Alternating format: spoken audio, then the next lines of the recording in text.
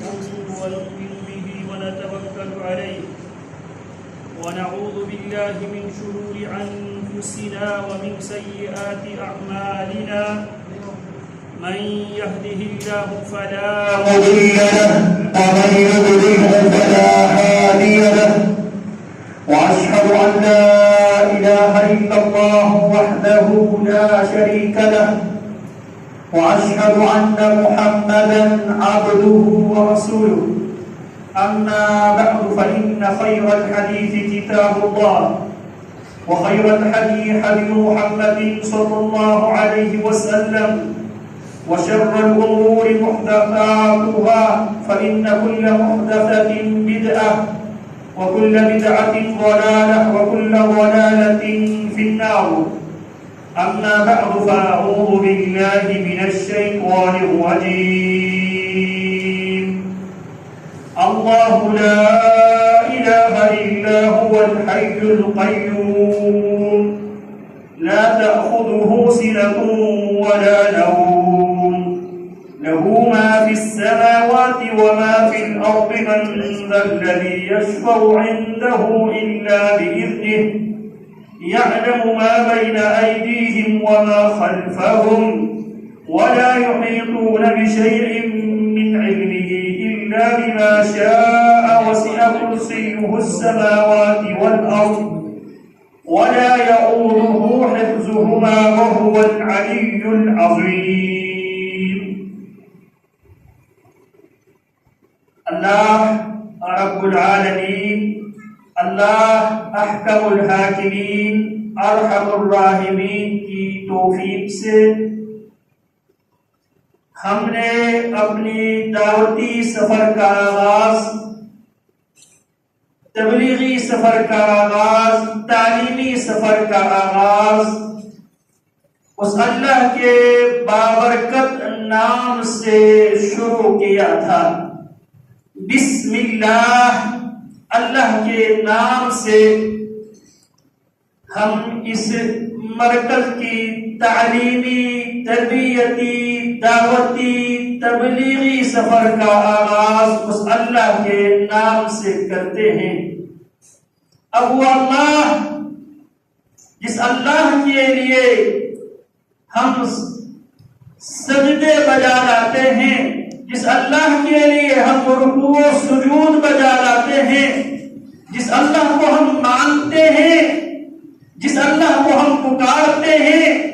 جس اللہ کی عبادت کو ہم اپنی زندگی کا مقصد حیات سمجھتے ہیں، جس طرح اس اللہ نے ہمیں حکم دیا، قل مجھ پر ایمان رکھنے والے انسان زبان و بیان سے، تقریر و تحریر سے، قول و فعل سے، چال و چلن سے، گفتار و کردار سے دنیا کے سامنے یہ بات صراحت کے ساتھ، وضاحت کے ساتھ، تفسیر کے ساتھ پیش کر، ان صلاتی ونسکی ومحیای ومماتی للہ رب العالمین لا شریک لہ وبذلک امرت وانا اول المسلمین. دنیا کے سامنے مقصد حیات، جینے اور مرنے کا فلسفہ بیان کر، ان صلاتی بے شک میری نماز، ونسکی بے شک میری قربانی، ومحیای میری زندگی، ومماتی میری موت، للہ رب العالمین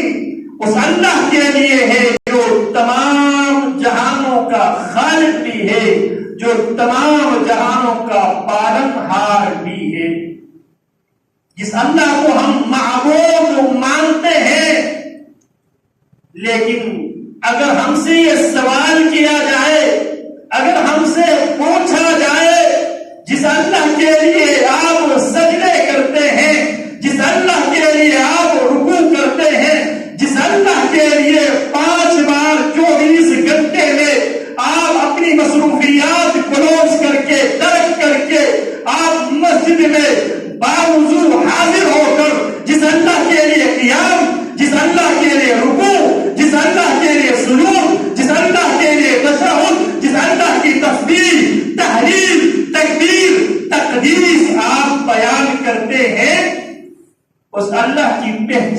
کیا ہے،